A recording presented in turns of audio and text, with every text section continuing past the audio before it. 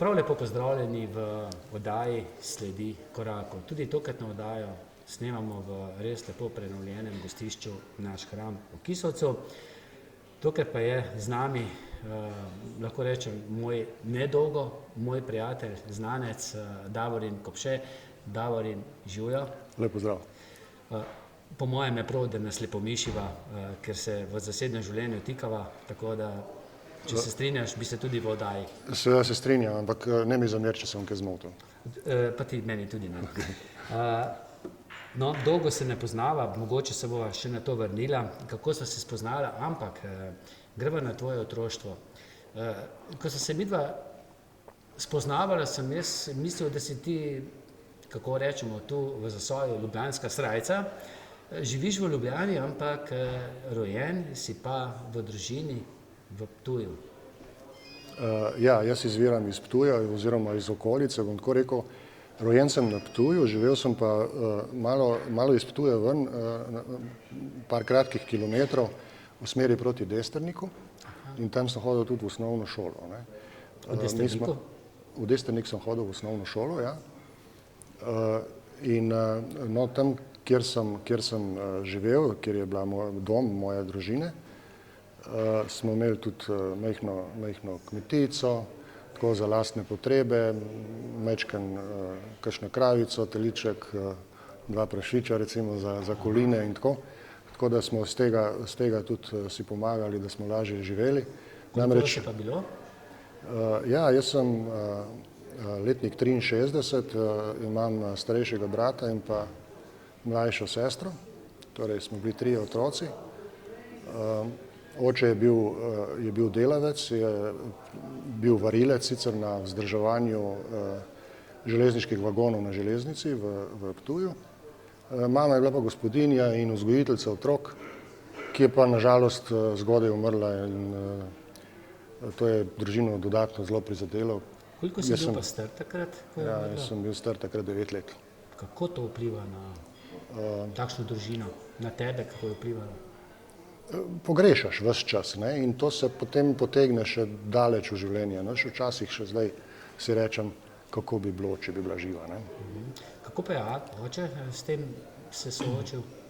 Si je poiskal mamo, ženo? V bistvu bi rekel lahko nažalost, da ne, ker on se je pač odločil, da bo poskrbel za te 3 otroke, da nas bo spravil k kruhu, kot se reče.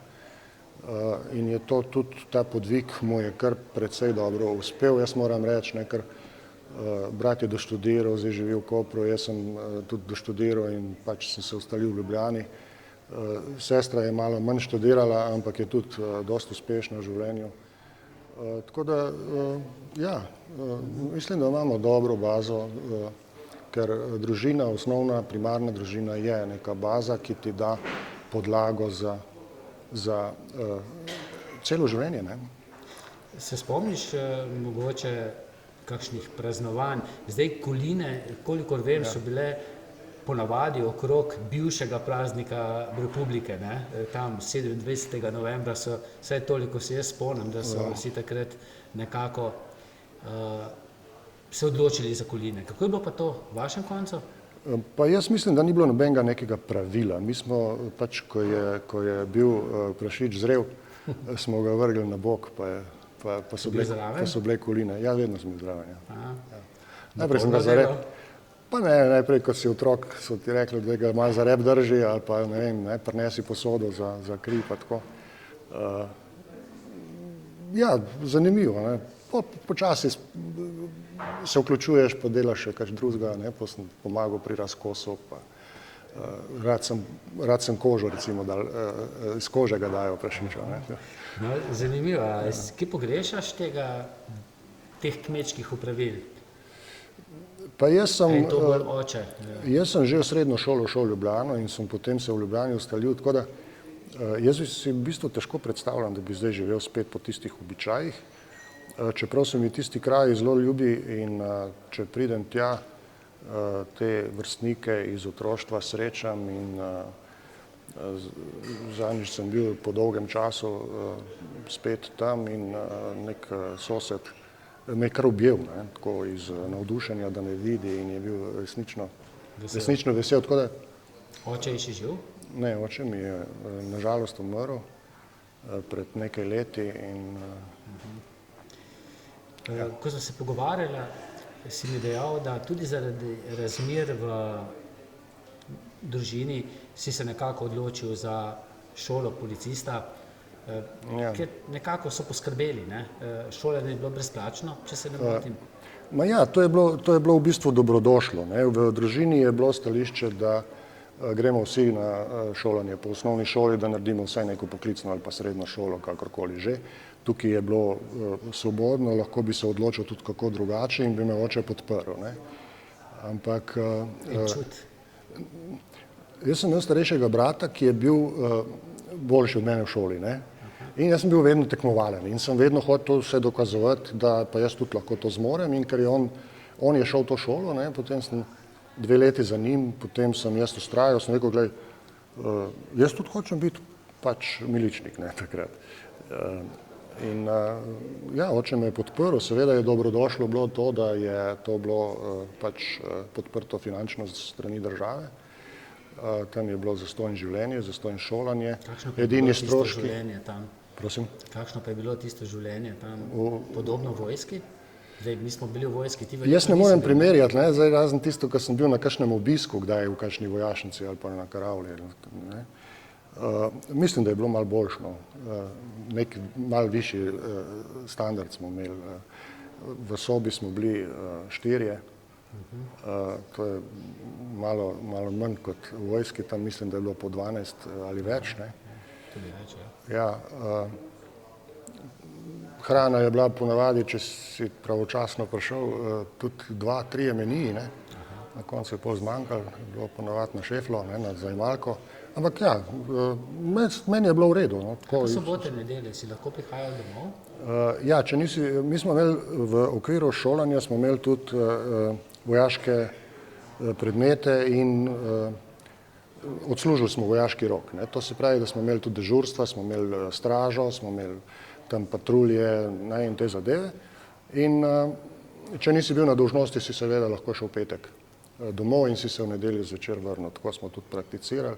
In to je bil tudi edini strošek pravzaprav v času šolanja, ne, ta vlak, ker pač to pa so bile potem zgodbe posebej, ne, ko smo. Šola ti je pa šla? Šola, ja. Jaz sem v tem času, tudi ko sem se vključil zdaj kot javna oseba, precej odkrit, precej povem o sebi. Jaz sem se v prvem letniku srednje šole zelo težko vključil. Zaradi spremembe okolja, navezan sem bil zelo na dom in v prvem razredu je bilo zelo natesno, no, bom rekel. Imel sem precej negativnih ocen in je bila celo neka ideja, da bi me prešolali. Ampak je oče potem šel in se je spogajal, da pač poskušamo do konca, da se bo zadeva uredila in se dejansko je. In no, na tem mestu se lahko pohvalim, da popravnik pa nisem imel, tako kašarec recimo, ne. No, tudi to je sestavni del življenja včasih. Tudi to se zgodi, ni problem, ne mislim, seveda, ampak to je bil tak vložek, no, malo hudomušen. Ne vem, sem prej prav razumel, da je tudi brat 2 leti prej hodil v isto šolo? Tako je, ja, jaz imam 2 leti starejšega brata. Zdaj, tam živel takrat? Ja, tam so bila 2 leti potem skupaj. Je bilo to kaj lažje? Ne si bil pač mlajši brat? Ja, mlajši brat. Ves čas sem bil mlajši brat. Ja, tako je to, ne? Ja, in ni bilo nobenega privilegija, edino, tam so me primerjali spet z njim, ne. On je bil spet odličnjak, jaz pa nekaj povprečnega, ne, in to niso mogli razumeti, da pač jaz ne znam toliko, ne. Verjetno je pa bil oče potem na oba, najprej na brata, potem pa še na tebe ponosen, ne, ko si zaključil šolanje uspešno. Kako pa to izgleda? Je to kakšna slovesnost, kakšna zaprisega, ne vem? V družini? Ne, v šoli, ko zaključiš. Na koncu šolanja je seveda parada in potem smo tam tudi prisegli, ne, in tako kot v vojski. Dobili smo tiste zaključna spričevala oziroma maturantska spričevala, kakorkoli že. Na koncu smo vrgli tiste šapke v luft in to je bilo to. Tako kot gledamo v teh ameriških filmih, ne? Kot na policijski akademiji, ne? No, ja. In kar tako je že potem policist na neki policijski postaji, kako pa to gre potem? Služba je verjetno zagotovljena. Ja, seveda, vsi smo imeli zagotovljeno službo in zdaj sem se spomnil zanimivosti mogoče iz tega dela mojega življenja. Moj prvi delovni dan je bil dopust. Ne? Mi smo končali šolo konc junija, ne? In potem smo šli vsi na 3-tedenski dopust, ne? Kar je nenavadno mogoče na nek način. Ne? In po 3 tednih smo potem prišli v službo na svoja delovna mesta, kamor smo bili razporejeni in smo začeli delati kot pripravniki. 6 mesecev je bilo pripravništva, potem pa počasi že samostojno delo in tako pač na terenu, v pisarni, raziskava tudi kaznivih dejanj in tako naprej. Davorin, poznam že upokojenega policista, ki je prišel do pokojnine, tudi kot policist, ves čas, celo življenje je bil policist. Ja. In napisal je tudi nekaj knjig, eno prav zanimivo, sicer malo prikritimi imeni, ampak je opazil v času svojega poklicnega delovanja za tiste policiste, ki želijo biti pošteni, ki želijo biti striktni do vseh nekako enako, da kar ne uspevajo, da je treba tudi tu plavati med eno in drugo čerjo, da je tudi v policiji dosti korupcije. Kako si pa ti to dojemal? Kako si ti to čutil tista leta, ko si bil policist? Je res tako vse pošteno, kot mi mislimo, da je? Jaz sem bil vedno malo samosvoj, ne? Tako da do mene bi verjetno težko prišla korupcija, ne? Taka klasična, neka globoka korupcija. Res pa je bilo, ne, da kaj vem, v nočni si zaradi alkohola vzel 5 vozniška dovoljenja, ne? In preden si končal službo, so že priklicali prijatelji, pa prijatelji od prijateljev, ne, pa to, pa se da kaj zrihtati, tako da na koncu si napisal polen enega ali pa 2 predloga sodniku za prekrške. Ne. Tako da osip je bil včasih tudi več kot pol. Ne. Sem to ni bilo, to ni korupcija, ne. To je pač, kazen, ker nisem nič zahteval za... Ta policist mi je dejal, da je včasih koga videl, da ni s pasom pripet, poznal pa je, ker pač v kraju poznaš, da je to socialni problem in je vedel, ne, če ga jaz del globim tam, ne vem, 100 evrov, potrpela družina. In seveda, ne, je včasih pogledal in to je človeško. Ne. Sem to ni korupcija, ne, to je pač nekak, ne, pogledaš skozi prste zaradi... Policist s srcem, ne. Recimo, ne. Recimo, ja. Zdaj lahko si pa zakonobralec, črk po črki in potem pa si včasih brez srca. Ne. Takemu pol pač, kaj zvem, zdaj... Pa si imel kakšne zdaj... probleme kdaj?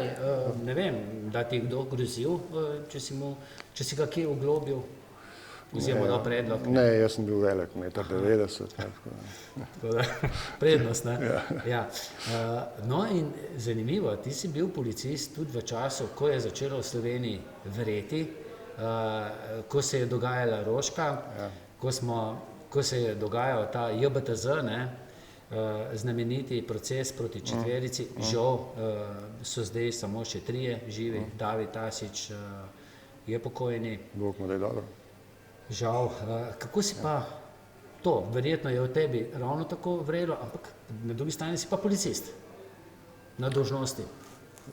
Ja, to v bistvu takrat se niti ne zavedaš, ne? Ampak ko nazaj zdaj razmišljam o teh dogodkih po tistem času, ja, jaz sem bil tam neposredno blizu, ne?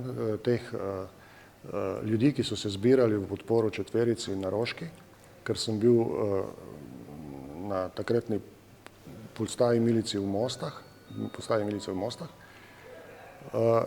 in jaz sem se okužil s pomladjo, s tem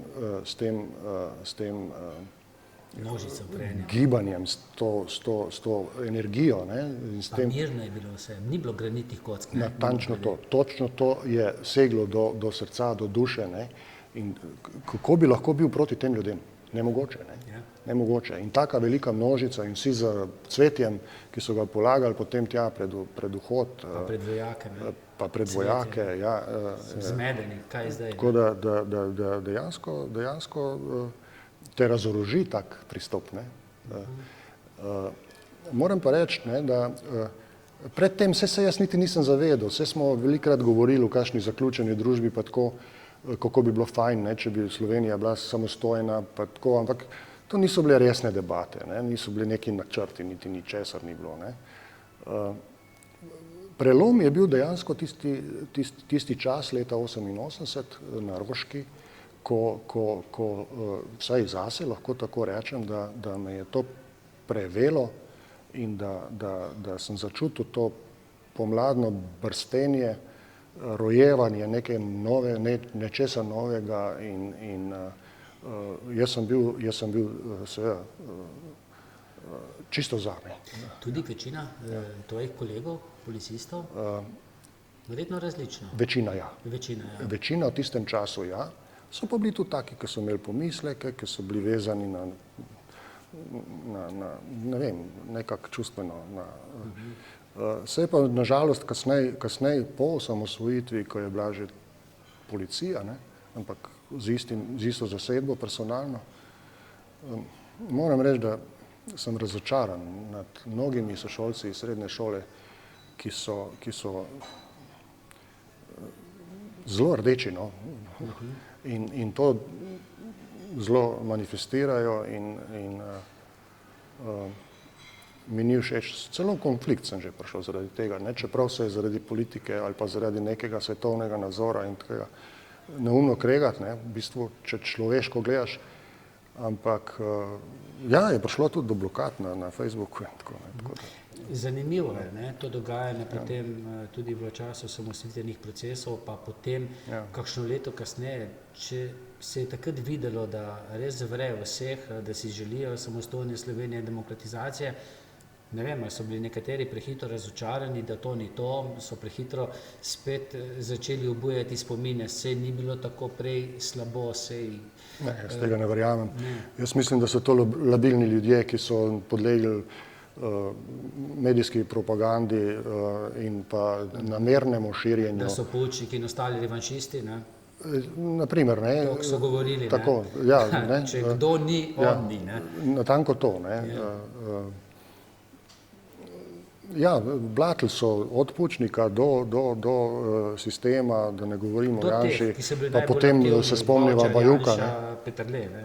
Ja, pa spomnimo se potem Bajuka, ne, ki je prišel in so ga osovraženo sprejeli, ne, z neko sovražnostjo, ne, so ga sprejeli kot nekega tujca, ki kaj bo zdaj on tukaj in tako, ne, čeprav se je izkazal kot velik strokovnjak. No, celo so dejali, ne, domobranec, ne, tako, in potem vem, da je v eni moji oddaji dejal, ja, sem verjetno res zelo koristen domobranec, sej takrat sem bil toliko star, da sem imel še šolsko torbo na ramenih, ne. Torej domobranec, šolsko torbo, osnovno šolsko torbo, ne. Pa bom zdaj zelo drzno rekel, ne, pa kaj pol, če bi bil, tudi če bi bil domobranec, namreč vse bolj se kaže, da so bile domobranci imeli vendarle neke plemenite cilje, ne, čeprav ni bilo vse čisto v redu, ampak kakšno zaprisega, pa kakšno orožje. Pa dobro, ne, ampak braniti dom, menda ja ni sramota, ne. Kako je bilo pa s tvojo politiko, kolikor vem, so bili vsi tisti, ki so bili del milice ali pa policije v partiji. Je bilo to nujno? Kako je bilo s tem? Ja, partija je bila pač posod, ne. Vojski?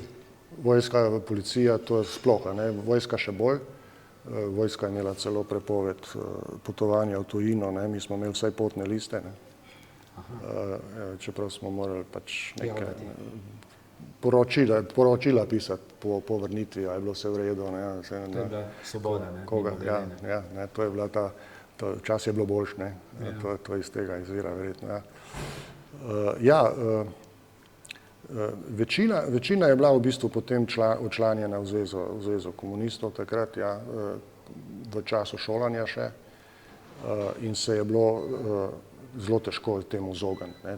Temu se je izognil kakšen procent mogoče, ali pa v generaciji nas je bilo, kaj znam, 220, ne. in od teh mogoče 2-3. Pa ste potem, ko je začelo vreti, vem, da se je to po tovarnah dogajalo, da so tam 88. leta, 89. leta kar množično izstopali iz partije, nekateri sicer ne bom plačeval članarine, ki je bila kar precej visoka, nekateri pa tudi, ker so bili razočarani. Ali pa so že videli, da se voz potaplja. Ja, zdaj bo verjetno spet Twitter poln očitkov strani tistih, ki me ne marajo, tudi, ker me zmerjajo z Miličnikom, čeprav Miličnikov ni več, ampak če nekdo meni zdaj danes reče, da sem Miličnik, ker sem 30 let ali več potem, potem to kaže na to, da je on zastal v tistem času. Tako je. Ja, mi smo množično izstopili po dogodkih na Roški, na naši policijski postaji. Jaz mislim, da nas je takrat skupinsko dalo izstopne izjave iz Zveze komunistov 16. To je bil kar verjetno za vodstvo udarec. To je bilo. To je bil pot, Ja, mene osebno ni nihče vprašal, zakaj pa kako. Nekaj je bilo tako splošno, kaj se zdaj greste, kako to, kaj pa je, ampak so to sprejeli, nekam pospravili, jaz ne vem, kaj se je bolj s tistim zgodil in tako je tudi ostalo. Moram pa reči, da jaz pač, članstvo je članstvo, to je ena stvar, drugo je pa... Ideološko ste pa ideološko. Pa biti aktiven. Jaz sem bil vsega skupaj na 2 partijskih sestankih in to je bilo v okviru službe, ki je bilo obvezno. Pa še to je bilo proti koncu 80-ih let, takrat, ko se je že pripravljalo, takrat so nas malo pumpali, kaj bo in kako bo, so že predvideli, da se bo zamenil sistem, takrat je bilo tudi rečeno, najbrž se bo in bo prišlo do tega, ampak mi smo stroka, mi bomo ostali, mi bomo pač zamenjali simbole in bomo naprej upravljali to, kar delamo zdaj. Tako je tudi nekako na nek način je tako tudi bilo. No, si bil po osamosvojitvi še del policistov, si bil potem, če si bil prej miličnik, potem policist, si poiskal drugo službo? Ne, hec je bil. Jaz sem v bistvu nasedel na foro Markoviča, ki je bil takrat zvezni predsednik vlade, izvršnega sveta, ki je na nekem nastopu pokazal nove dinarje, kjer je bilo manj ničel, in je rekel, to je zdaj konvertibilni dinar, konvertibilna valuta, in jaz sem to razumel kot neko novo inicijativo v smislu podjetništva, in dejansko sem potem tudi končal to kariero miličnika in sem rekel, ja, tako, in sem se šel podjetništvo, in jaz s temi dinarji... Z znanjem, brez znanja? Predvsej brez znanja, ampak, sej v bistvu se je pokazalo potem, da nisem naredil čisto v redu, zato ker se nisem bil... Kakšno podjetništvo pa? Jaz sem imel malo neke prevozništva, pa potem tudi trgovino na debelo, pa v začetniki smo bili razvoja trgovskega centra v BTC-ju v Ljubljani. Tam smo imeli, bilo nas je 10, ko smo imeli tam pač trgovine, tako provizori narejene v skladišču, in potem so pa stranke prihajale in potem je ta razvoj se začel. Ampak, kaj sem prej hotel povedati, eno tako anekdoto s temi dinarji, konvertibilnimi, ko sem šel na službeno pot neko robo iskati v Milano, mi smo prodajali tudi obleke, pa kozmetiko, pa vse te zadeve, in jaz na avtocesti hočem plačati z dinarji. Najprej so me vprašali, kaj je to sploh za ena valuta. In tam pol so se mi smejali, prej to ne moreš, in jaz nisem imel nič drugega, in pol pač naiven sem bil, res sem bil naiven. So mi dali položnico in so mi to naložili, da moram to plačati, in potem sem imel še s tistim težave, ker v Italiji na pošti nisem mogel plačati kot tujc, ker so rekli, da če naslovnik ne bo prejel, moramo mi nekam tebi nakazati, tega pa ne delamo mednarodno. In potem sem tam eno zamejsko Slovenko na pošti dobil in mi je potem ona dala svoj naslov, da sem jo napisal tam na tisto položnico, naj dobi potem ona pač ta denar, če ga na avtocesti ne bojo hoteli vzeti, ne, na njihovem Darsu, karkoli že imajo. Nič se ni pol zgodil. Sem se pa bal posledic, če ne bi plačal, ne, da me ne bi pol naslednjič, ko bi prišel v Italijo, zagrabil za Prevaranta, ne? Tako, ne, pač ti si dolžen tukaj, ne, pol imaš takoj težave, ja. No, zanimivo je bilo to, ne. Si takrat že ustvaril družino, vem, da imaš že kar odraslih hčerki, nekako sva zelo kmalu si oba midva ustvarila družino. Ja, jaz sem imel prvo hčerko pri 20 letih, že kmalu po srednji šoli. Takrat se je zame pač začela odrasla doma, ne. Torej je bilo treba skrbeti za družino, stanovanje opremiti, ne, in tako naprej. Ja, sem vesel, čeprav sem bil mogoče malo vseeno premlad, no. Kakšen let, dve bi lahko še počakal, ne. Bi verjetno imeli otroci. Nekaj let kasneje je potem še druga hčerka prišla? Ja, jaz imam dve hčerki z razliko 10 let v starosti, ampak z isto ženo. Z isto ženo. Je pa res, da sta potem tudi ženo šla na razen, ne? Ja, nažalost je tako prišlo, da pač nisva našla več skupnih interesov in sva se sporazumno razšla, s tem, da sva potem še vedno oba skrbela za otroke, da so normalno se razvijali in šolali in zdaj so, jaz mislim, da sta obe koristni državljanki. Slovenija, ne? No, po tem bolj kot ne malce manj uspelem projektu podjetništva, kam te je potem pot poklicna peljala? Ja, pol je bilo to tako pač, ne, to podjetništvo je bilo malo boljš, malo slabš, ne, in nič kaj stabilnega, ne, včasih smo živeli od ženine plače, do tega trenutka, ko sem zasledil razpis v časopisu za vojsko, ne, ker takrat je bila potem formirana Slovenska vojska, mislim, bila je že prej formirana, ampak takrat se je začelo usposabljanje nabornikov, ne, po tistih dveh, po prvi generaciji, ki se je usposabljala na Igu pa v Pekrah pri Mariboru, ja.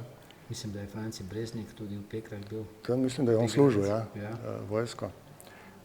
No, to sta bili te dve pač enoti, učna centra, ki sta usposabljala te prav prve že nabornike, slovenske vojake, ne. Mi smo pa potem začeli to redno usposabljati spomladi leta 1992. Jaz sem se marca zaposlil, potem smo imeli nekaj pač teh seznanjanj s tem, kako bomo to počeli z tem učnim programom, z vadbenim programom, z oborožitvijo, to smo imeli kakšen mesec dober.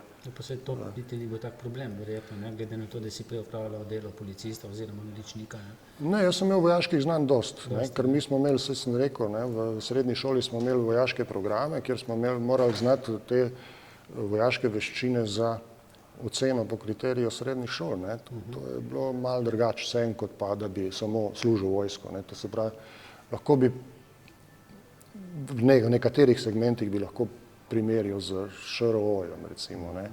Čeprav oni so imeli potem še težka orožja, mi smo imeli samo pehotno orožje. Si bil vojak, si bil kak častnik v Slovenski vojski? Kako je bilo s tem? No, jaz sem se javil na razpis za poveljnika učnega oddelka, ker sem imel takrat samo srednjo šolo končano in ta kriterij sem izpolnjeval, ne.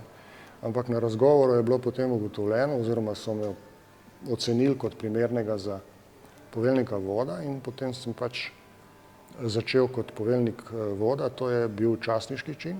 Mlajši vodnik? Ne, to je bil podporočnik. Podporočnik, aha. Ja, takrat, ne, zdaj podporočnika ni več v Slovenski vojski, je bil pol črtan.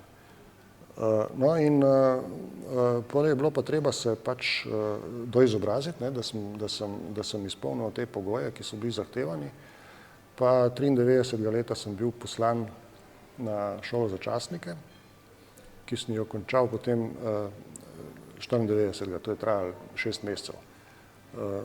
tukaj bom spet eno tako, ne vem, če je anekdota, ampak je pa Zanimiva, ne? Zgodba. recimo temu zanimivost, ne. Nas je na šolanje poslal še minister Janez Janša, ne.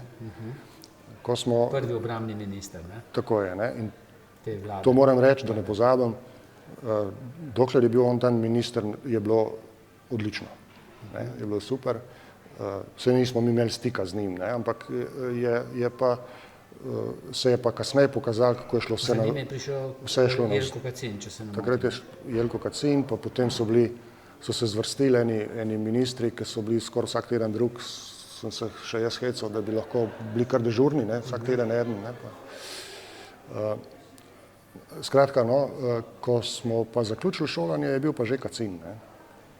In takrat je bilo, naša generacija je bila takrat precej razočarana zaradi odnosa, ne, niti sprejel nas ni, niti nam ni čestitev, niti ni prišel, nismo ga sploh videli, ne. Lahko bi majčkeno pozornosti nam posvetil, no.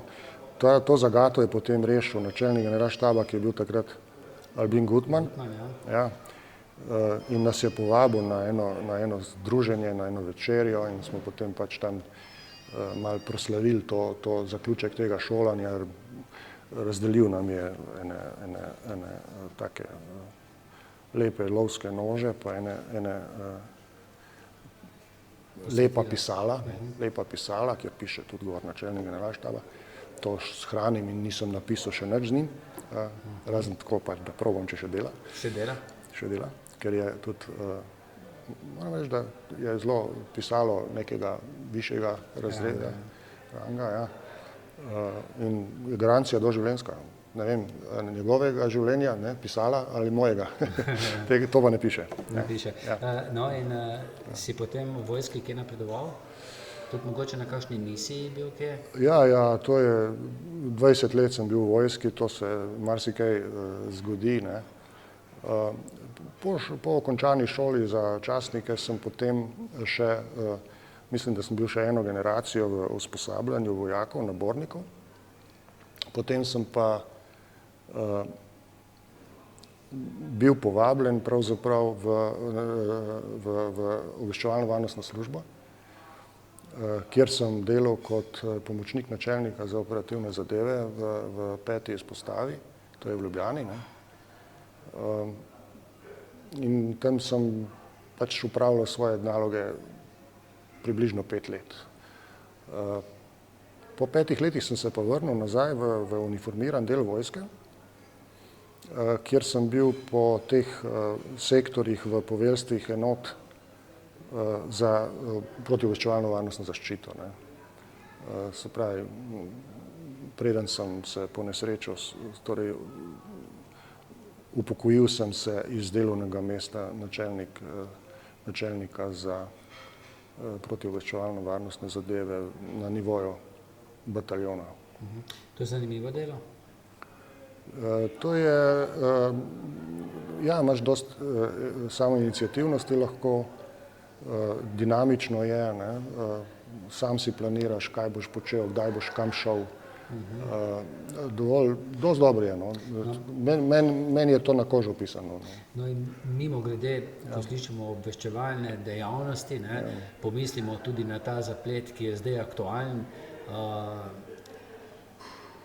ta zaplet z arbitražo, telefoniranje, verjetno si ti tudi sam vedel, da po čisto navadnem telefonu se pa vendarle ne pogovarjajo za Slovenijo pomembne zadeve, ne. Vsi, ki so zaposleni na določenih delovnih mestih ali pa ki se srečujejo z tujimi varnostnimi službami sploh, ne? S tajnimi podatki ali pa če so v stiku z nekimi, pač če se gibljajo v krogih, kjer je pomembno, da paziš, kaj poveš, pa česa ne poveš, ne, ker tajni podatek je nek podatek, ki je lahko, ki ni dostopen vsem ljudem, ne, ampak so zato samo določeni, ki so pa preverjeni, ne. Torej, za posamezne stopnje imaš različne obsege preverjanja, ne. Za najnižjo stopnjo je pač niti ni preverjanja za interno, ne. Potem je pa pač Psihofizične. ja, da preskočim, bom rekel, za strogo tajno se pa preverja tudi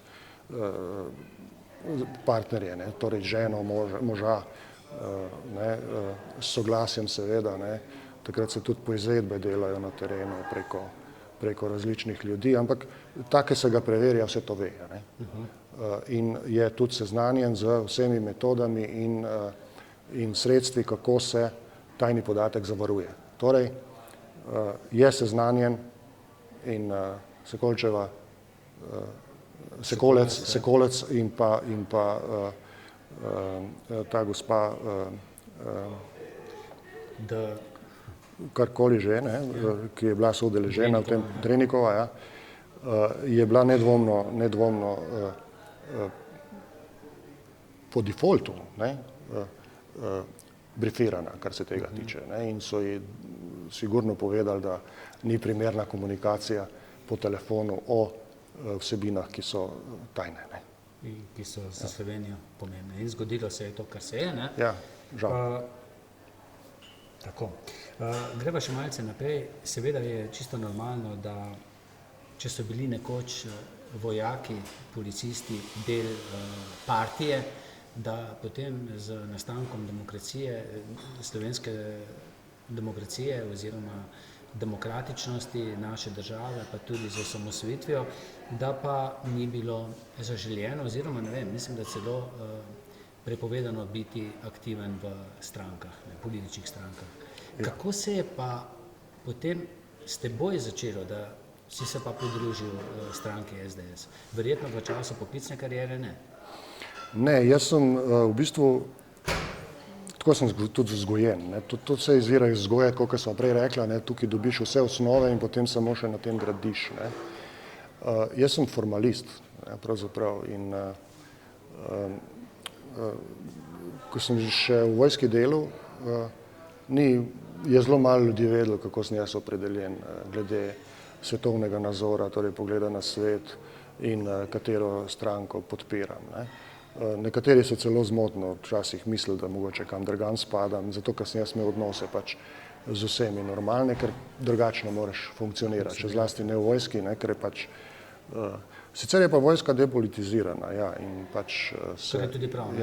ja, ne, in to je tudi tisti razlog, zaradi česa jaz pač nisem se eksponiral v političnih barvah. Šele potem. Ja, potem se mi je zgodila nesreča, kjer sem obsedel na tem nesrečnem invalidskem vozičku. In pol, ko sem se sestavljal spet in fizično in psihično, ne, sem se začel počasi vključevati v različne stvari, probal sem to, probal sem drugo. Nekako sem se pa najbolj našel v bistvu poleg prijateljev pa vsega tega, ne, kar pač življenje nudi, sem se našel v družabnih omrežjih, ne, in sem začel malo tvitati na Facebooku, objavljati razne vsebine, predvsem politične, in zraven pripenjati svoje komentarje, mnenja, ne, včasih ali pa pogosto, no, kritike tudi, ne. To me potem pač tudi srkalo v politične sfere, ne, in je prišlo potem. Ja, SDS je tista stranka, ki mi je najbližje pač že od same ustanovitve, že Tomšiča sem občudoval, ne, ko je tisti pohod naredil takrat proti parlamentu. Potem pa ves ta razvoj po fazah, ne, in meni se zdi Slovenska demokratska stranka pač stranka, ki je najbolj konsistentna, to mene zelo pritegne, konsistenca, ne. Ne moreš se ti vsak teden malo prebarvati, ne. Tako kot se zdaj vidi recimo aktualno socialna demokracija slovenska, ki se zdaj barva zeleno, ne. Mislim, to, če ne bi bilo tragično, ne, in pogubno pravzaprav, ne, bi bilo smešno. No, politika se bova še potem v zadnjem delu dotaknila. Zdaj pa že tudi čas, da spregovoriš o tej tragični nesreči. Glede na to, da se je zgodila z motorjem, pomeni, da si se nekako sproščal, ampak koliko sem prebral, ne prehitro, tudi z motorjem. Si motorist po srcu? Ja, jaz sem bil motorist 30 let, ne, in sem imel motor, pa ga nisem imel, ne, se pravi, sem imel tako. Ampak tudi takrat, ko nisem imel svojega lastnega motorja, sem si ga pogosto sposodil in sem šel na kak Giro, ne, pač ali sam ali s prijatelji. Ampak sam sem se zelo rad vozil, zato ker pač nisem bil odvisen od drugih, prav zaradi tega, kar si prej omenil, ne. Veliko teh fantov je hitro vozilo, ne, agresivno, polaganje ovinkov, to meni pač ni bilo blizu. Jaz sem užival na motorju, ko sem se peljal panoramsko, tako je bilo tudi takrat, ko sem se ponesrečal, nažalost. Še celo takrat, zdaj mislim, da na Politikusu, kjer si napisal kolumno, si celo napisal, da če bi mogoče bil hitrejši v tistem danem trenutku, da bi verjetno zvozil, ali kako? Bil bi bolj osredotočen, jaz sem namreč izgubil orientacijo. V nekem trenutku se mi je zgodilo, da sem, kot da me je nekdo ugasnil. Kasneje smo ugibali, da je to verjetno pač posledica dehidracije, ker tisti dan res nisem glih preveč se hidriral, ne. Pa v Novi Gorici sem še celo kavo popil, kar je pa še dodatno pač... Gre po telesni vodi. Recimo, ne. No in pol se je to zgodilo, ne. Se spomniš nesreče? Jaz se vsega spominjam, razen v tistem trenutku pač ne vem, zaradi česa sem se znajdel naenkrat na bankini, kjer pa ni bilo več rešitve, ne. Potem se pa spomnim, ja. Ko si se prebudil? Oziroma, ko si prišel k sebi? Že ko sem padal? Po zraku letel, ne. Jaz sem letel kakšnih 15 metrov daleč, pa par metrov je bilo še celo višinske razlike, ne. Jaz sem razmišljal o tem, kje bom pristal, kaj se bo zgodilo, ne, kam bom treščil. Kako? No in ja, to se vleče, ne, to je par sekund ali pa mogoče, ne vem koliko, ne. Ampak ko to doživljaš, se vleče, ne, je kar... Precej nerodno, ne? Ja, nerodno. Zdaj, to je težko reči, ne. Zdaj, kirurg je rekel, da mene je zlomil, hrbtenico mi je zlomil že takrat, ko sem zadev z bokom motorja v drevo, ne. Če ne bi imel takrat tega boks motorja BMW-ja, bi mi verjetno tudi nogo otrgal, ne. In takrat me je zaspinal, ne, in to je meni premaknil vretenca in mi je stisnil hrbtenjačo in potem pride do... V križnem delu? V prsnem. Jaz imam dosti visoko poškodbo, tako da je to še dodatno čudež, da sploh funkcioniram in da sem samostojen. Tako lepo sediš, ne? Recimo, ja. In si takoj vedel, seveda, ko padeš, potem se poskušaš, kje sem, ne? Jaz sem bil v šoku, jaz sem hotel vstati, ne. Jaz tak, kot sem bil, ne, vedno trden človek, ne, fizično, jaz sem hotel vstati pa iti naprej, ne. Po drugem poskusu sem pa dojel, kaj se je zgodilo in sem potem... Ja, v drugem poskusu, ne. Ja, mogoče bi bilo kaj drugače, če ne bi poskusil vstati, ne, ker sem takrat pač se dvignil jaz sem na trebuhu pristal nekako, ne. In sem se dvignil na roke in sem hotel, ja, prosim. Da si takrat v tistem momentu še pretrgala hrbtenjačo? Mogoče je bilo še kaj dodatno, ne, ampak to je zdaj nesmiselno, ja, ker je pač takrat si v šoku. Ampak kaj pa potem, ne? Zdaj sam ležiš, si imel pri sebi telefon? Ja, jaz sem imel telefon pri sebi, Če ne bi imel? Sicer sem segel po telefonu in sem partnerko klical, ki se mi pa ni oglasila, v tistem trenutku je bila na nekem tečaju ali nekaj. Sem pa 500 metrov pred tem prehitel neke kolesarje, ne. In oni so potem prišli takoj mimo, ne, in so začeli tam galamo zganjati, a je živ, a policijo pokličemo, ne, sem rekel, jaz se pa oglasim gor iz Grabna, ne, in rečem,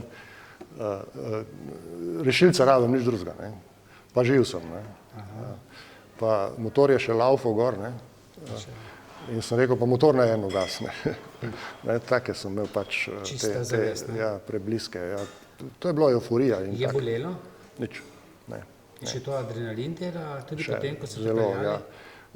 Ja, se je bilo zanimivo. No, Zdaj, kako pa so te, tam sem neki recimo, moj kolumni. oče je bil v rudniku rudar in Ja. 70. leta, če se prav ne spomnim, je prišla neka gospa k nam domov in dejala, očeta je dobilo, ne, to pomeni, da je bila rudarska nesreča in velik kos premoga mu je zdrobil 3 ledvena vretenca, k sreči je bil pri zavesti, da so ga potem lepo spravili ven iz jame in je seveda normalno potem hodil, seveda Da so dolgo ga bil v gipsu. mobilizirali pravilno. Ja. Seveda invalid, potem vseeno, ne, ni bil več rudar. So tudi tebe vseeno previdno Ja. naložili na nosila, kako gre to? Ja, tam sem obležal in takrat me noben ni premikal, dokler ni prišla reševalna služba in so me pač strokovno naložili na nosila in so me pol, tudi gasilci so prišli, meni se zdi, ampak tudi zdaj ne vem čisto točno, ker je bilo, mislim, da so bili, ja, ker so me potem nesli po tistem klancu gor nazaj na cesto, ne, in v rešilca. Tam se spomnim onega policista, ki je sedel na enem deblu podrtem, pa me ni nič vprašal, pol, ne, niti za ime, niti za priimek, ničesar, kaj se je zgodilo, nič ne, ampak zanimivost je bila ta, ne, da v reševalnem vozilu, ko smo se vozili, sta bila in voznik in zdravnica v dilemi okrog poti, ne, ali zdaj tu, kje se gre in tako. In sem jaz navigiral, ne, jaz sem iz tistega ležečega položaja, ki ven nisem videl, sem rekel, kaj vidita in na podlagi tega sem rekel levo, desno, ne, in sem pripeljal direktno na urgenco. Ko smo pa parkirali na urgenci pred urgentnim blokom v Ljubljani, pa ne vem več nič. Ne. To se pravi, adrenalina sem imel točno toliko, kot sem ga rabil, ne, in potem sem pa popustil. Ne. In nezavest? Ja, v nezavest sem padel. Ne. Je bila potem potrebna verjetno operacija? Ja, jaz sem bil operiran po noč, par ur je trajala ta operacija. Si imel tudi druge poškodbe, poleg hrbtenice? Ne. Drgnine mogoče? Ne, jaz sem imel dobro opremo, jaz sem bil odgovoren motorist, ne, ampak pač. In operacija je dolgo, so povedali potem, kaj so z operativno postorili? Ja, so povedali, ja, seveda, da so mi pač to naravnali, noter so mi dali implantant, ki fiksira hrbtenjačo, še zmeraj je noter, ne. In ko si se prebudil iz narkoze? Ja, sej jaz v bistvu, vse to je bilo na intenzivni negi, moja partnerka je prišla takoj, tudi je bila tam, ko sem se zbudil. Šok? Zanjo?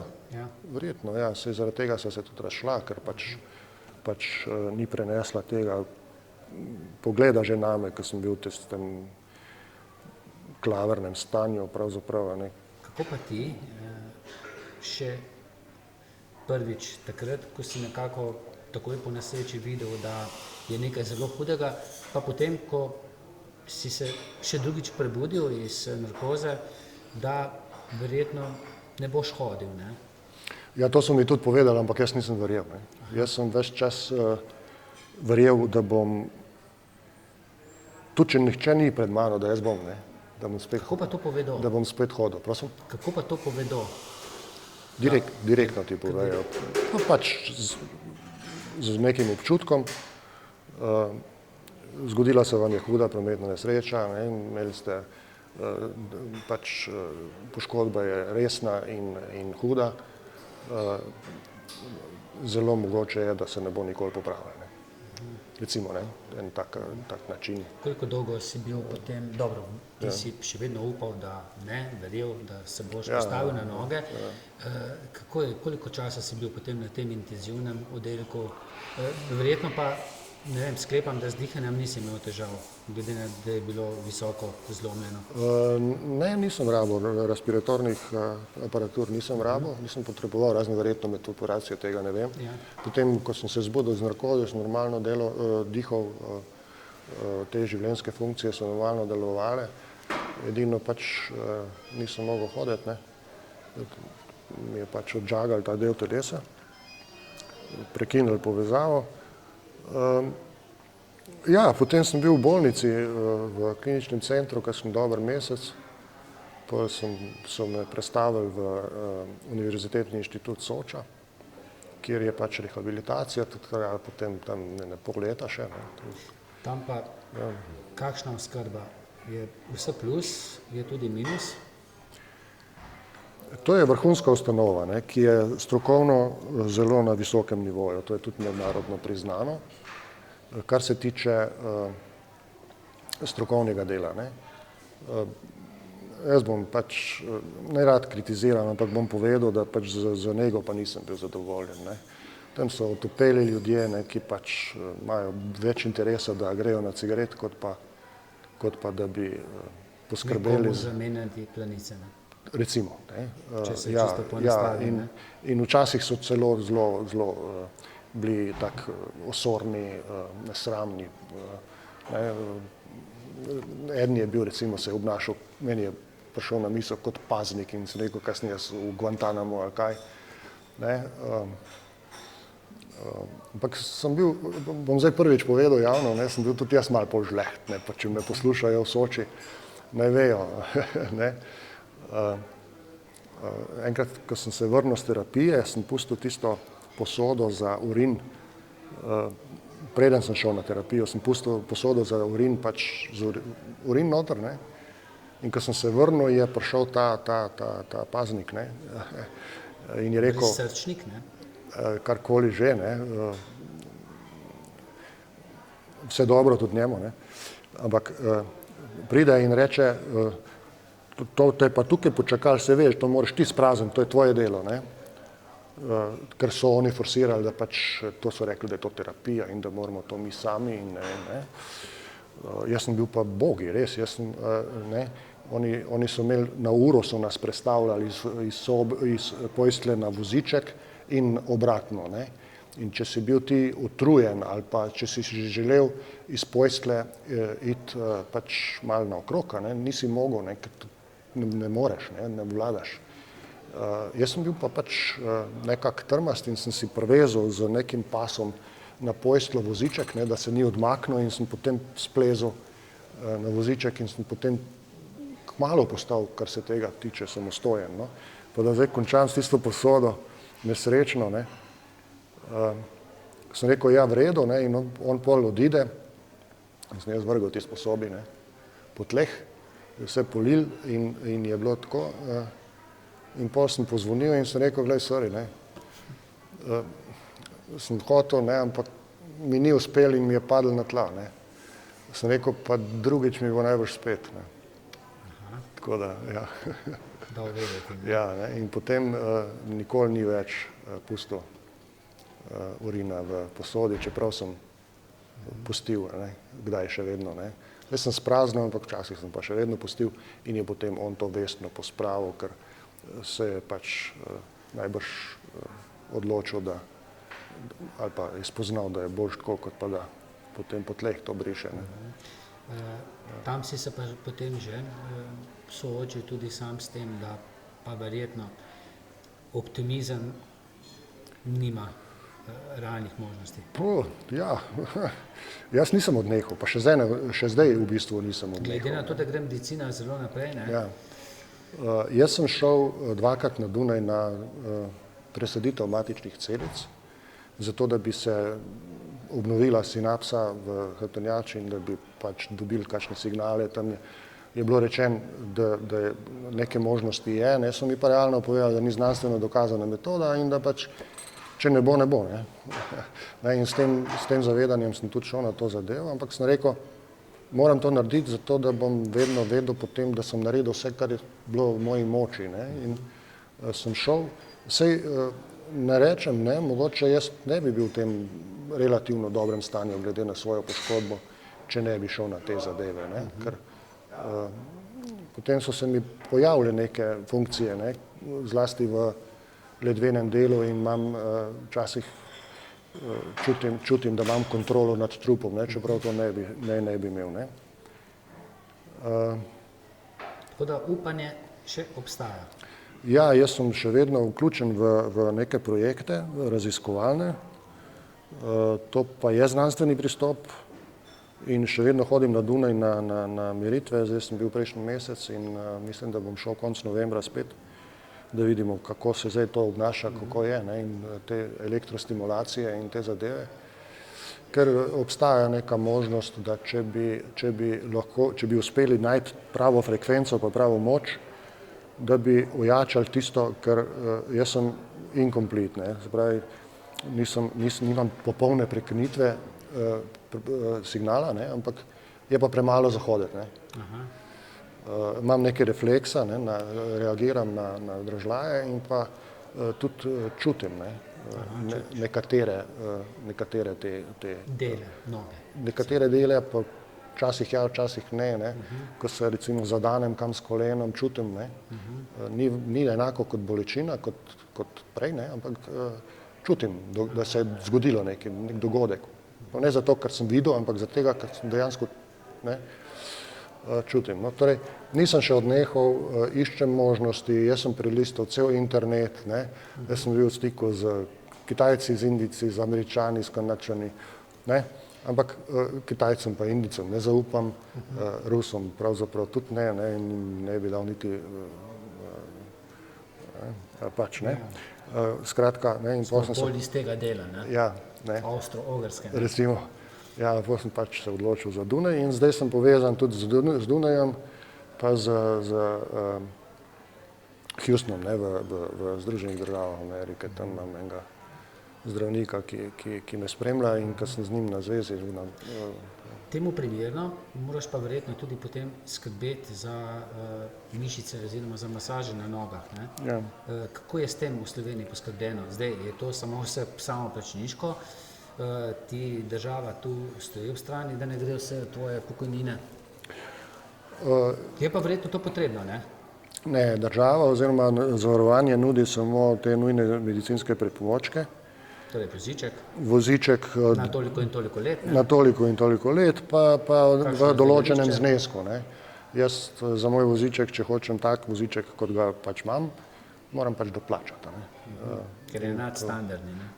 Je nadstandardni po nekih kriterijih, ampak to je v bistvu neumnost, ne, ker morali bi bolj strokovno oceniti, kdo kaj potrebuje, ne, in mu to pač dati, ne.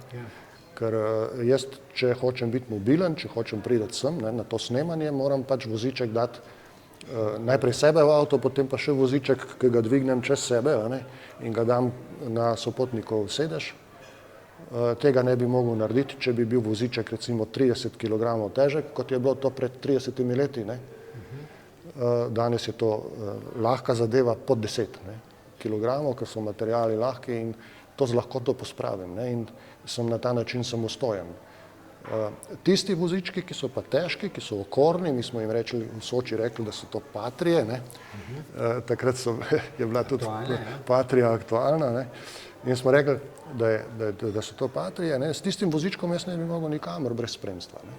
Bi moral nekoga imeti zraven, ki bi mi to pospravil v avto, ne, in potem tudi z avta ven, ne. Jaz ne znam predstavljati, da bi prišel ob 11 domov, pa ne bi ni bilo nikogar pred blokom, ki bi mi dal voziček ven. Tisti, ki odločajo, ne gredo na teren, se ne pogovarjajo z ljudmi, ampak gledajo črko zakona, verjetno, ne, tisto, kar je napisano na papirju. Ma ja, saj mi imamo zelo rigidne sisteme, pa zelo zbirokratizirane, ne. Saj tudi, kot sem jaz, recimo, če sem jaz paraplegik, ne, to mi tudi ni dolg ni šlo z jezika, ne. Če sem jaz paraplegik, imam diagnozo, ki mi jo je postavil moj strokovni, se pravi specializiran zdravnik, fiziater, ne. Jaz ne vem, zakaj bi morala biti potem neka posebna komisija, ki odloča o tem, ali se bom jaz upokojil, pa kako se bom upokojil, pa kaj zvem kaj, ne. Če dobi vse izvide in če imam jaz 100% invalidnost, tam ne rabiš potem dva zdravnika pa enega psihiatra, ne, ki bosta ugotavljala zdaj še enkrat, ali sem jaz za v penzijo ali nisem, ne. Tam bi bil lahko en referent bi bil dovolj, da bi kljukico naredil, ne.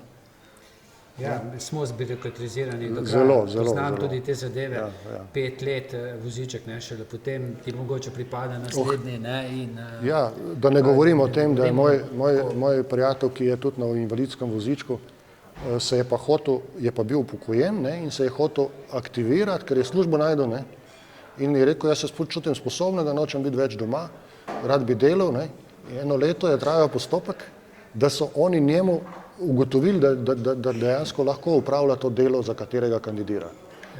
To je neumnost, ne, prve klase. No. No, Davorin, pogosto sem se v teh zadnjih letih pogovarjal z podobnimi invalidi, Ja.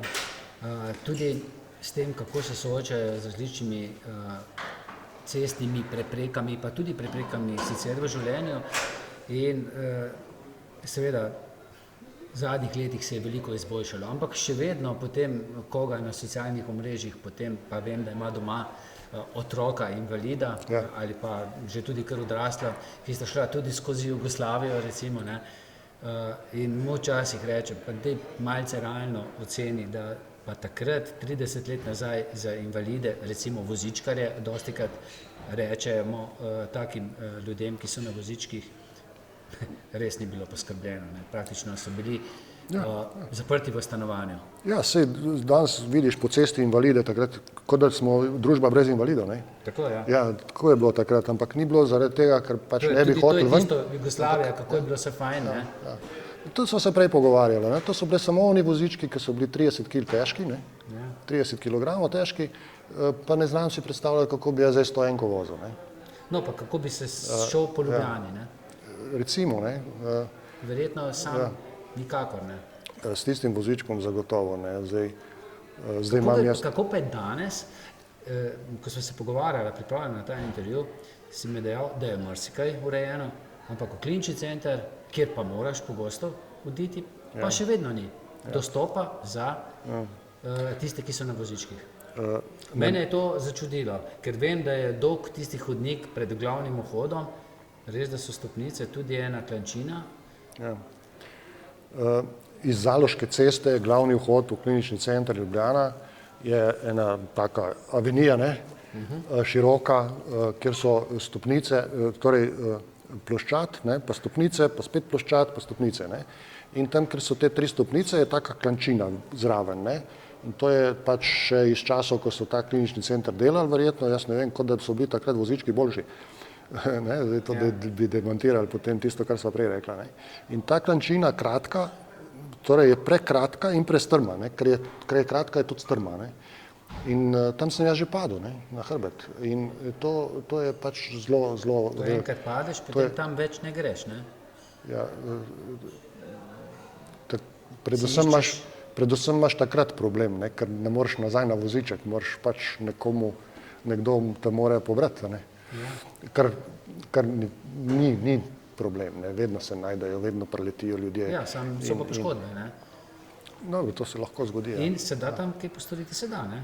Daljša klančina, ne, manj naklona. Jaz mislim, da bi to bil precej majhen gradbeni poseg, ampak do zdaj se še nihče ni spomnil. Jaz pač grem v klinični center skozi polikliniko, pa potem po tistih hodnikih se malo. Mogoče pa predlog zdaj novemu vodstvu. Ja.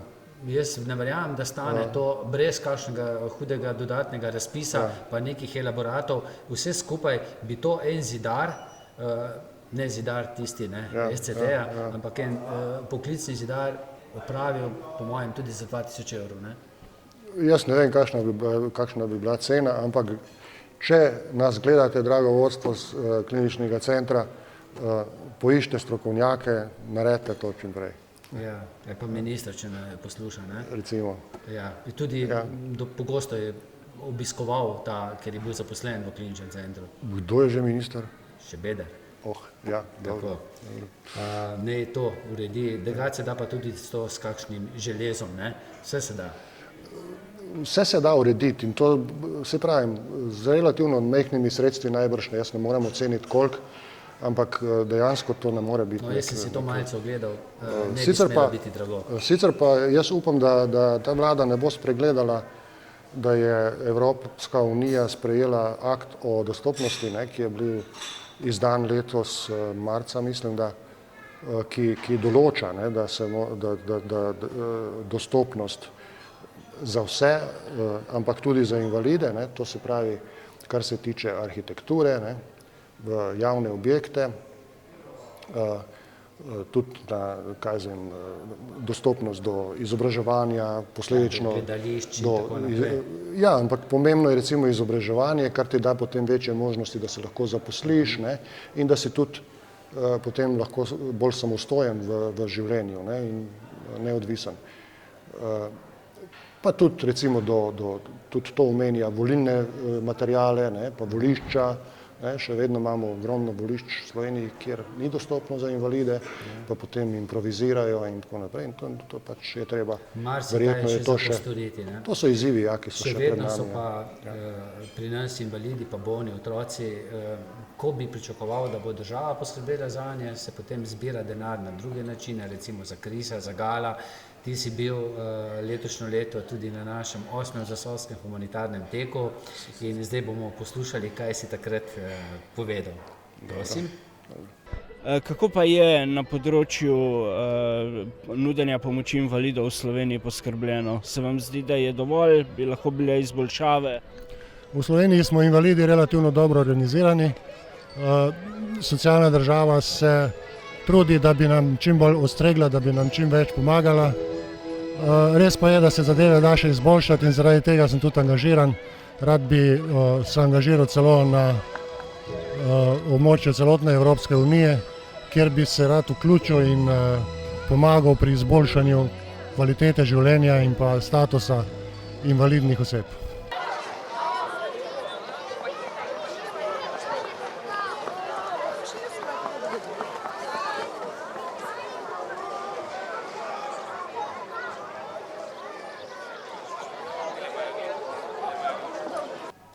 Evo, slišali smo, kaj si povedal.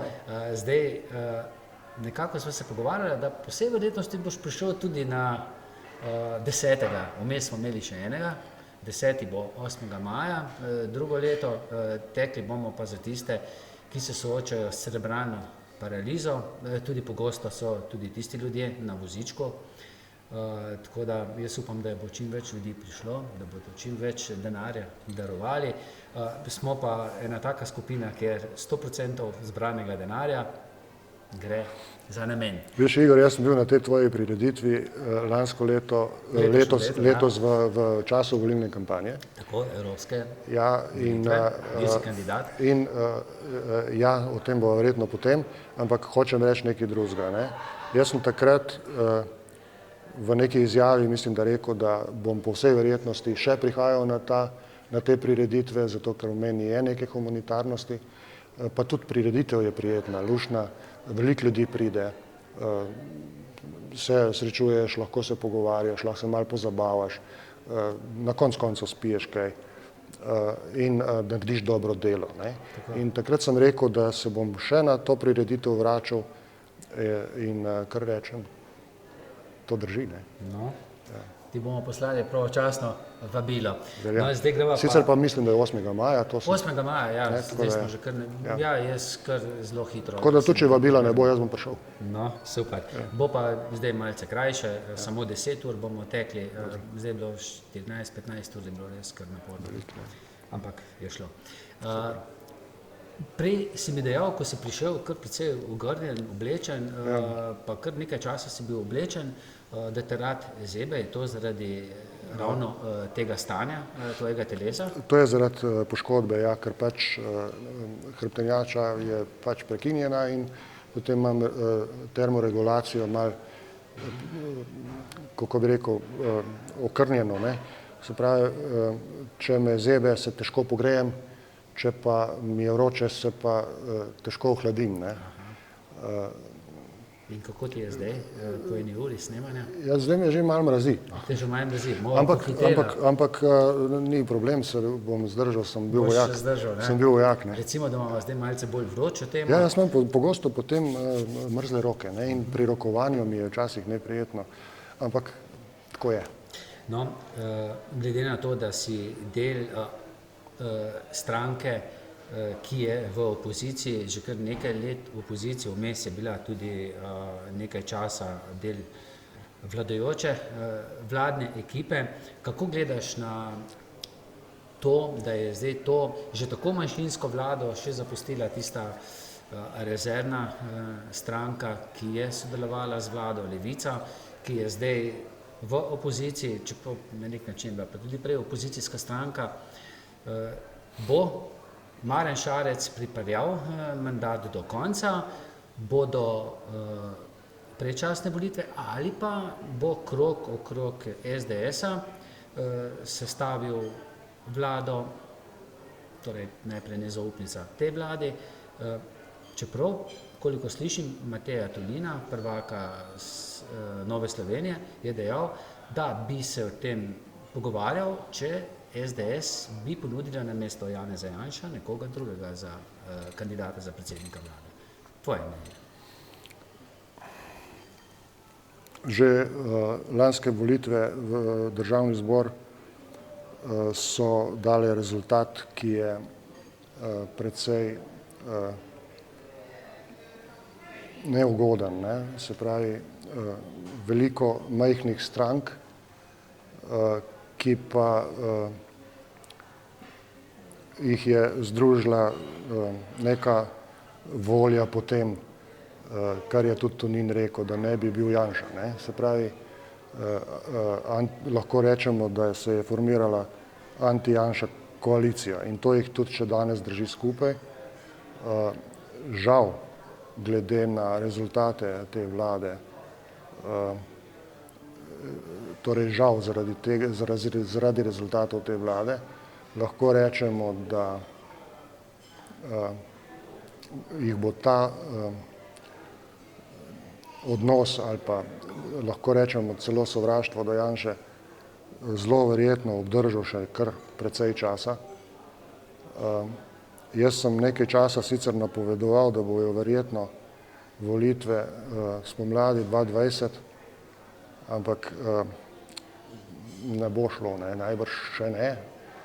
Niso še pripravljeni oziroma ni še prišel klic iz podzemlja. No.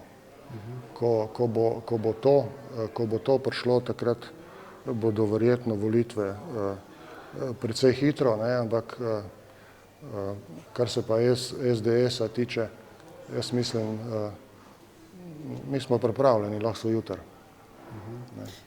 Se vidiš kot kandidata tudi na državnozborskih volitvah?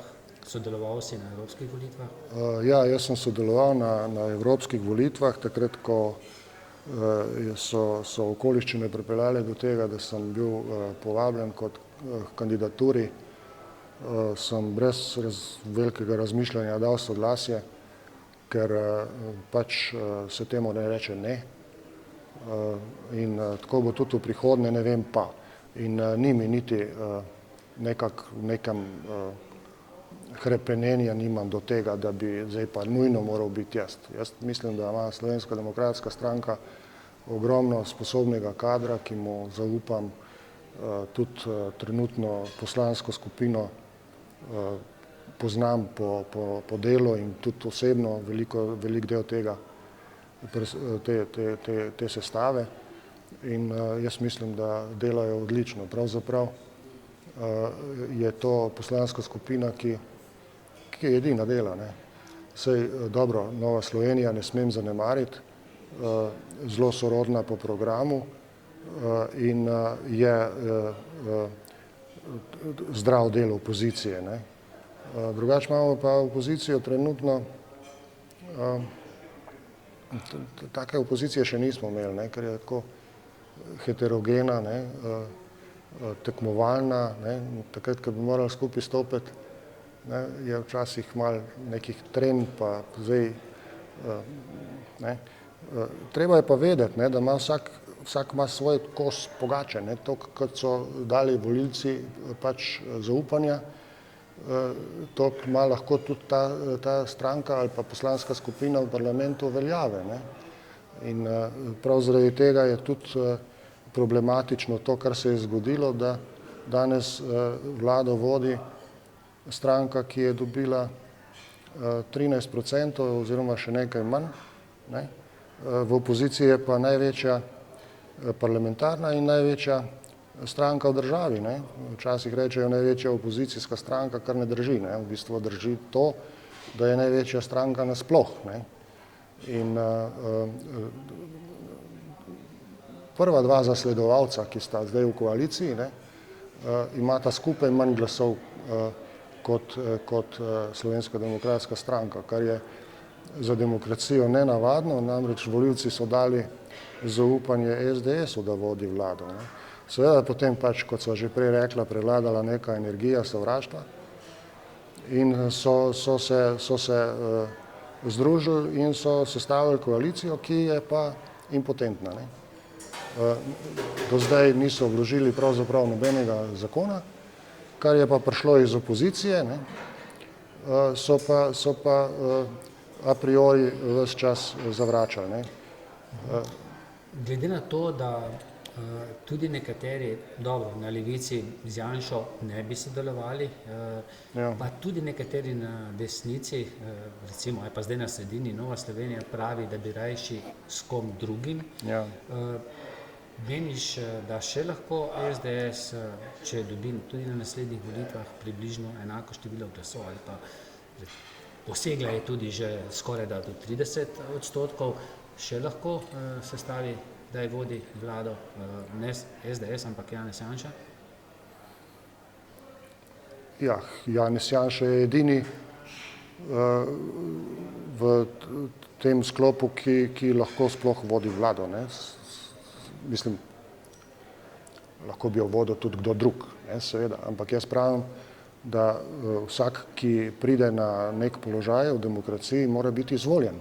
Ne. In če je Janša tisti, ki je pripeljal stranko na volitve in do zmage na volitvah, potem je on tisti, ki se ga mora prvega vprašati, ali želi biti predsednik vlade. Ne. Prej si omenil, da veliko tudi sam tvitaš, veliko tudi sam sodeluješ na Facebook profilu, veliko tvita tudi predsednik stranke SDS Janez Janša, tudi kakšen drugi predsednik stranke, ampak se mi zdi, da bistveno manj. Se ti zdi tebi osebno, da bi bilo včasih boljše, da bi ga malce zasrbeli prsti, pa ne bi, oziroma da bi ga manj srbeli prsti? Kako gledaš na to? To je njegova odločitev. Ne. Jaz mislim, da on pač se sam lahko odloča, ali bo tvital toliko ali drugače, ali več ali manj. Kar se pa vsebine njegovih tvitov tiče, pa tudi tisti tvit, ki ga je napisal o prostitutkah, ne, če bi se ga jaz prej spomnil kot on, bi ga jaz napisal. Jaz ne morem, drugače ne morem povedati, koliko se strinjam s tistim tvitom. Ne. Mogoče samo še zadnje vprašanje. Povedal si, kako se je tebi dogajalo vse to po nesreči. Kako pa sta to sprejeli tvoji hčerki? Očeta močnega, visokega, polnega energije, potem na vozičku. Šok, to te zadane. Ne. In zlasti mlajša hči je bila zelo prizadeta, kar se pač v tem smislu. Ampak ja, zdaj je to za nami, zdaj smo šli čez vse te procese, zdaj normalno funkcioniramo, se dobivamo, se skupaj veselimo česa.